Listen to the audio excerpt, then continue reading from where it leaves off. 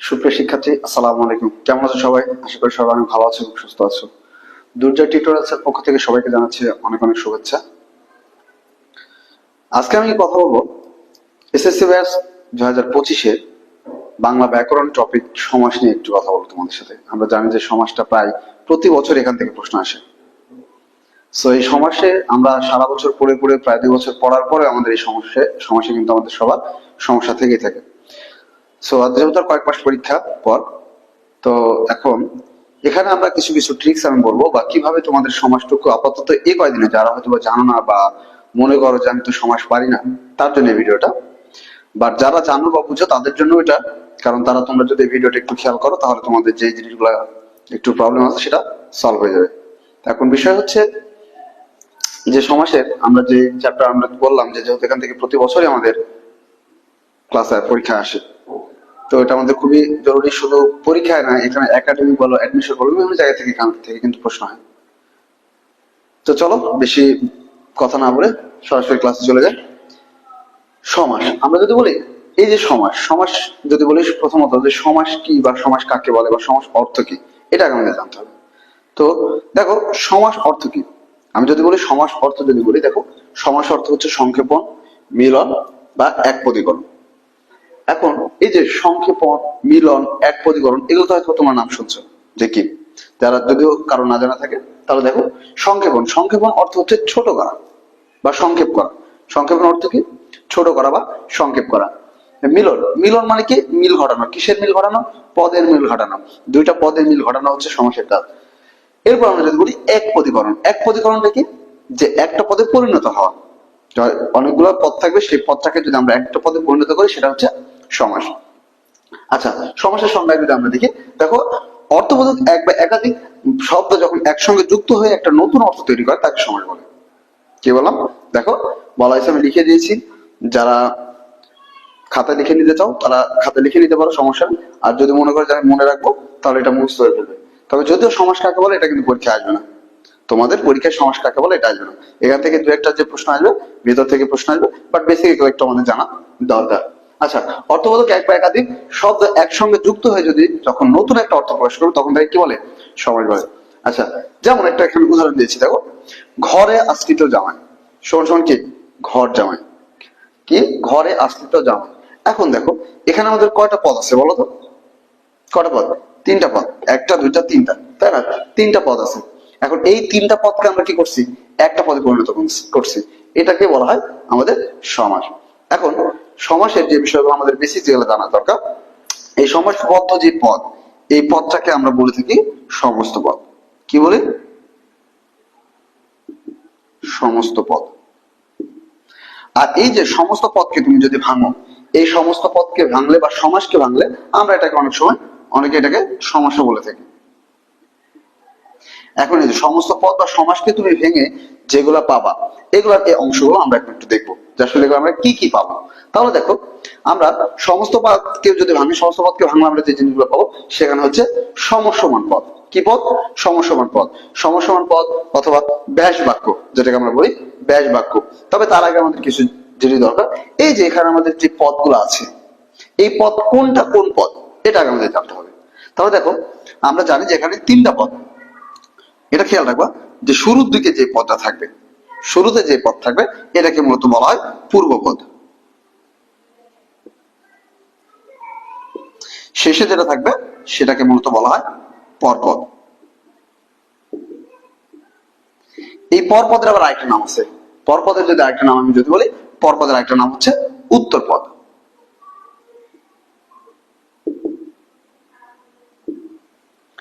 এরপরে দেখো, এই যে মাঝখানে, মাঝখানে যিনি বসে আছে মহাশয়, এটাকে নাম আমরা বলতে পারি, এটার নাম হচ্ছে মধ্যপদ। তাহলে এই যে সমস্ত পদকে ভেঙে আমরা এখানে দেখছিলাম পূর্বপদ, পরপদ, মধ্যপদ।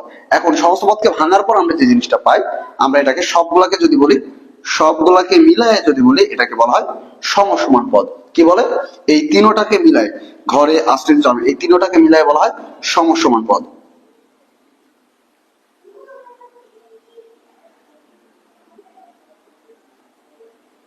আচ্ছা, এই সমসমান পদকে আবার আরেকটা কথা বলা হয়, যেটাকে অনেক সময় যদি আমরা তিনটা একবারে বলি তাহলে এটাকে বলা হয় ব্যাস বাক্য। যদি আমরা বলি যে ব্যাস বাক্য কি হবে, সমস্ত পদের বা ঘর জামাইয়ের ব্যাস বাক্য কি হবে, বা সমসমান পদগুলো কি সমান সমান পদ, এটা একটা পদ, এটা একটা পদ, এটা তিনটা পদ সমান সমান পদ, এর জন্য এটাকে বলা হয় সমসমান পদ। এরপরে যেটা দরকার, যে এটাকে আমরা আবার অনেক সময় ব্যাস বাক্য বলে থাকি।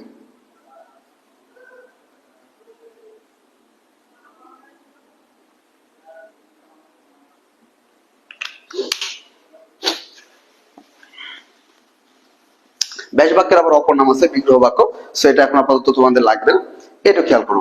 যে যদি বলে যে সমসমান পদগুলা কি, আমরা যদি বলি ব্যাস বাক্যের অন্তর্গত যে পদ, আবার বিষয়টা খেয়াল করো, যে ব্যাস বাক্যের অন্তর্গত যে সকল পদগুলা সেগুলো হচ্ছে সমসমান পদ। তাহলে এগুলাকে আমরা কি বলবো, সমসমান পদ, ঠিক আছে, বা ব্যাস বাক্য।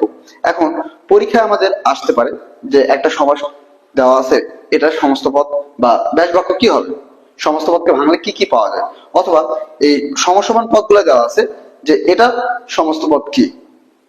তো বিভিন্ন টাইপের প্রশ্ন হতে পারে। এখন যেটা বিষয়, যে যে ঘরে আশ্রিত জামাই সমান সমান কি ঘর জামাই, তাহলে এটা এটা কি আমাদের, এটা হচ্ছে সমাস বদ্ধ পদ বা সমস্ত পদ। সমস্ত পদকে ভেঙে আমরা যে পদগুলো পাচ্ছি, একটা পেলাম কি পূর্বপদ, একটা পেলাম পরপদ, একটা পেলাম মধ্যপদ, আর সবগুলা দিয়ে যদি আমরা বলি তাকে বলা হয় ব্যাস বাক্য। আর ব্যাস বাক্যের মধ্যে যে সকল পদগুলো আছে সেটাকে কি বলে, সমসমান পদ। বিষয়টা ক্লিয়ার? আশা করি সবাই বুঝতে পারছো।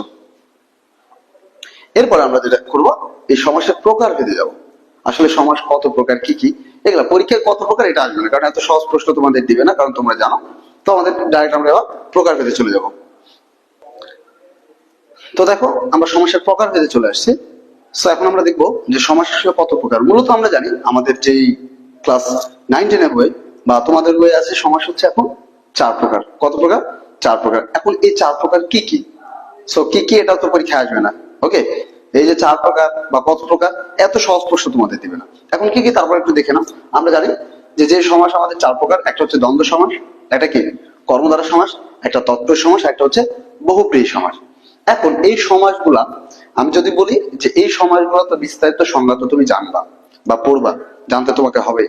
এখন না জেনে শর্টকাটে তুমি কিভাবে এই জিনিসটা মনে রাখতে পারো, এই বিষয়টা একটু খেয়াল করবা। তাহলে এর জন্য আপাতত এই বিষয়টা খেয়াল করো, যে তুমি মনে করো মনে নাই, যে সমাজ তুমি পড়ছো, গোলাই ফেলছো, তারপরে তারপরে তুমি 4টা কথা যদি মনে রাখতে পারো, আশা করি সমাজ নিয়ে তোমার 60 থেকে 70% তোমার সমাজ কিন্তু কমপ্লিট হয়ে যাবে। যেমন এই জিনিসগুলো একটু দেখো কি, এখানে দিয়েছি দেখো দ্বন্দ্ব সমাস। এখন দ্বন্দ্ব সমাস চেনার উপায় কি, এই চেনার উপায়গুলো যদি তুমি মনে রাখতে পারো তাহলে আশা করি বিষয়টা ক্লিয়ার হয়ে যাবে। ওকে, তাহলে দেখো দ্বন্দ্ব সমাস চেনার উপায় যদি আমরা বলি, সেটা হচ্ছে উভয় পদ প্রাধান্য।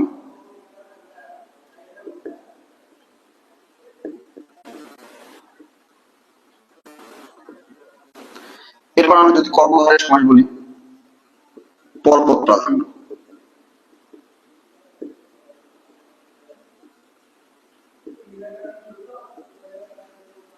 যদি তৎপুরুষ সমাস বলি তাহলে শুরুতে বিভক্তি,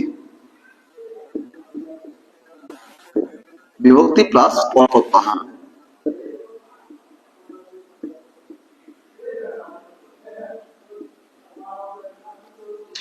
এখানে তৃতীয় পদ, তৃতীয় পদ বা অন্য পদ প্রাধান্য।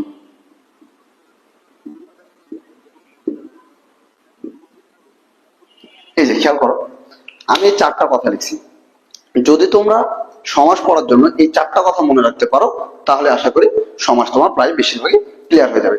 এখন দেখো দ্বন্দ্ব সমাস, দ্বন্দ্ব সমাস কি লিখছি দেখো, যে উভয় পদ প্রাধান্য। এরপরে কি বলছি, যে কর্মধারয় সমাস পরপদ প্রাধান্য। এরপরে কি লেখা, দেখো তৎপুরুষ সমাস বিভক্তি প্লাস পরপদ প্রাধান্য। এবং যেখানে বহুব্রীহি সমাস আছে সেখানে তৃতীয় পদ বা অন্য পদ প্রাধান্য। এখন এই যে প্রাধান্যটা কি, আমরা যদি সহজ করে যদি একটু সংজ্ঞাটা দিতে যাই, দ্বন্দ্ব সমাস তুমি কিভাবে চিনবা। আমরা যদি বলতে দেখো যেই সমাসে উভয় পদ, উভয় পদ মানে কি হতে পারে, ওই যে আমি সমাসে একটু আগে যেটা দেখছো, যে আমি দেখছিলাম যে পূর্বপদ এবং পরপদ। আশা করি বিষয়টা বুঝতে পারছো, পূর্বপদ কোনটা পরপদ কোনটা। যে সমাসে পূর্বপদ এবং পরপদ উভয় পদে প্রাধান্য পায় সেটাকে আমরা যদি বলি দ্বন্দ্ব সমাস। এরপরে যদি বলি যে কর্মধারয় সমাস কাকে বলে, কর্মধারয় বলা হয়েছে কি, যে পরপদ প্রাধান্য। এখন পরপদ প্রাধান্য কি, ওই যে লাস্টে যে পদ থাকবে পরপদ সেই পদের প্রাধান্য পাবে। এখন বিষয় হচ্ছে তাহলে উদাহরণ দিলে ভালো হয়। উদাহরণ দিব তার আগে এই চারটা বিষয় তুমি একটু খেয়াল করে রাখো, বিষয়টা বুঝো। তৎপুরুষ সমাস, তৎপুরুষ সমাসের যেটা দরকার, শুরুতে থাকবে বিভক্তি এবং সেটা হচ্ছে পরপদের অর্থে প্রাধান্য পাবে, এটা হচ্ছে তৎপুরুষ সমাস। বহুব্রীহি সমাস যদি আমরা বলি যে তৃতীয় পদ বা অন্য পদ। এখন তৃতীয় পদ বা অন্য পদ আমরা পূর্বপদ পাইলাম, পরপদ পাইলাম, উভয় পদ পাইলাম, বিভক্তি এখানে পরপদ সবই পাইলাম, তাহলে তৃতীয় পদ বা অন্য পদ কি, এটা প্রশ্ন হতে পারে, তাই না? সো এই টপিকে যখন যাবো এটা বিস্তারিত আলোচনা দেবো। এখন কথা হচ্ছে যে তৃতীয় পদ বা অন্য পদ বলতে যে আমরা যে পদগুলো পাইলাম পূর্ব পদ, পর পদ, মধ্য পদ, এগুলা পদ কোনো কিছুর অর্থ না বোঝায়, অন্য একটা পদকে বোঝায়। কাকে বোঝাবে? অন্য একটা পদ। এটাই হচ্ছে তৃতীয় পদ বা অন্য একটা পদ। সো এখন এই যে আমাদের যে চার প্রকারের এখন আমাদের বিস্তারিত যে আলোচনা, আমাদের যে নবম দশম শ্রেণী বা এসএসসি 2025 ব্যাচের যে বই আছে সেই বইয়ের বিস্তারিত আলোচনা সম্পর্কে জানবো। তাহলে চলো আমরা সমাসের প্রতিটা সমাসের বিস্তারিত আলোচনা একটু দেখে আসি। প্রথমে যে আজকে যে আলোচনা করবো সেটা হচ্ছে দ্বন্দ্ব সমাস। এখন দ্বন্দ্ব সমাস, দ্বন্দ্ব সমাস তাহলে কি? দ্বন্দ্ব সমাসের সংজ্ঞাটা অবশ্যই জানতে হবে। তাহলে দেখো আমি এর আগেও বলেছিলাম, ছোট করে বলেছি, এখন দেখো সংজ্ঞাটা লিখে দিয়েছি, যে সমাসে পূর্বপদ এবং পরপদ অথবা উভয় পদেরই অর্থের প্রাধান্য থাকে তাকে বলা হয় দ্বন্দ্ব সমাস। বিষয়টা খেয়াল করো, যারা এখনো বুঝো নাই, আমি চাই তোমরা দয়া করে একটু খাতায় লিখে নাও বা নোট করে নাও। বই যদিও আছে, তোমরা যদি মনে রাখতে পারো তাহলে তোমাদের জন্য ভালো, মনে রাখতে না পারলে নাও বা আমার কথাটা একটু শোনো। দেখো খেয়াল করো, দ্বন্দ্ব সমাস কি বলছিলাম? যে সমাসে পূর্বপদ এবং পরপদ বা উভয় পদের অর্থ প্রাধান্য থাকে তাকে বলা হয় দ্বন্দ্ব সমাস। কি বললাম, মনে আছে সংজ্ঞাটা? দেখো, যে সমাসে পূর্বপদ বা পরপদ উভয় পদের অর্থ প্রাধান্য পায় তাকে বলা হয় দ্বন্দ্ব সমাস। আচ্ছা, যেমন উদাহরণ একটু খেয়াল করো, আমি যদি বলি মা বাবা, দেখো এই যে মা বাবা এটা হচ্ছে সমস্ত পদ। এই সমস্ত পদকে যদি আমরা ভাঙি তাহলে কি ব্যাস বাক্য কি পাবো? দেখো, মা ও বাবা। আচ্ছা এদিকে খেয়াল করো, এই মা বাবা দ্বারা এটা পূর্বপদ, এটা পরপদ। আচ্ছা এই যে মা বাবা দ্বারা এই মাকে বোঝায় না বাবাকে বোঝায়? শুধু কি মাকে বোঝায়? না, মাকে না। শুধু কি বাবাকে বোঝায়? না, তাও না, বাবাকে না, মা বাবা উভয়কে বোঝাচ্ছে। তাহলে দেখো সংজ্ঞা কি ছিল? যে সমাসে পূর্বপদ বা পরপদ উভয় অর্থে প্রাধান্য থাকে তাকে বলা হয় দ্বন্দ্ব সমাস। বিষয়টা বুঝতে পারছো? আমরা যদি আরো বলি, দেখো যে নদ নদী। আচ্ছা এই যে নদ নদীকে যদি ভাঙি, নদ ও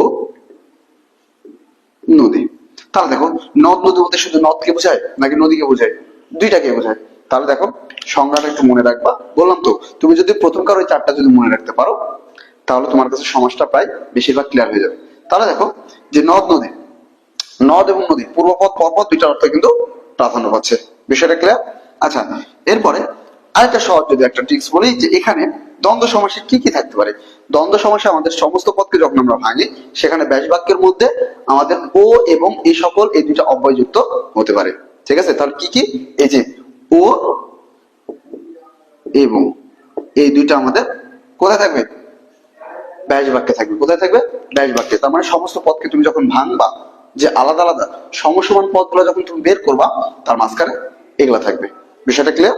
আচ্ছা এরপরে আমরা চলে যাব দ্বন্দ্ব সমাসের একটা প্রকারভেদ দেওয়া আছে। দ্বন্দ্ব সমাসের একটা প্রকারভেদ দেওয়া আছে। এখন কি দেওয়া আছে প্রকারভেদ আমরা যদি বলি, দেখো সেটা হচ্ছে অলুক দ্বন্দ্ব।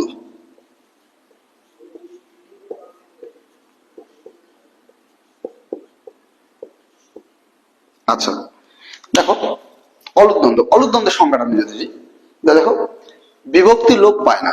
কি বললাম? যে যে সমাসে পূর্বপদে কোনো বিভক্তি লোপ পায় না, বা পূর্বপদ পরপদ দুইটাতে, যেহেতু আমাদের কি উভয় পদের কাজ এটা, তাহলে যে সমাসে কোনো বিভক্তি লোপ পায় না সেটা হচ্ছে অলুক দ্বন্দ্ব বা যে দ্বন্দ্ব সমাসে। আচ্ছা সংজ্ঞাটা আমি লিখে দিই, দেখো যে দ্বন্দ্ব সমাসে কোন বিভক্তি লোপ হয় না তাকে অলুক দ্বন্দ্ব বলে।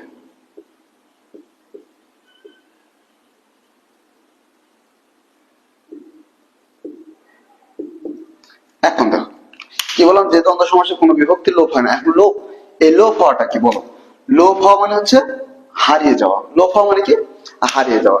এখন কি হতে পারে? যেমন দেখো একটা উদাহরণ আমি যদি এখানে দিই, খেয়াল করো। উদাহরণ, এবার অলুক দ্বন্দ্বের একটু উদাহরণে যাই। আমরা যদি উদাহরণে দেখি, দেখো যে আমরা যদি বলি, দেখো যেমন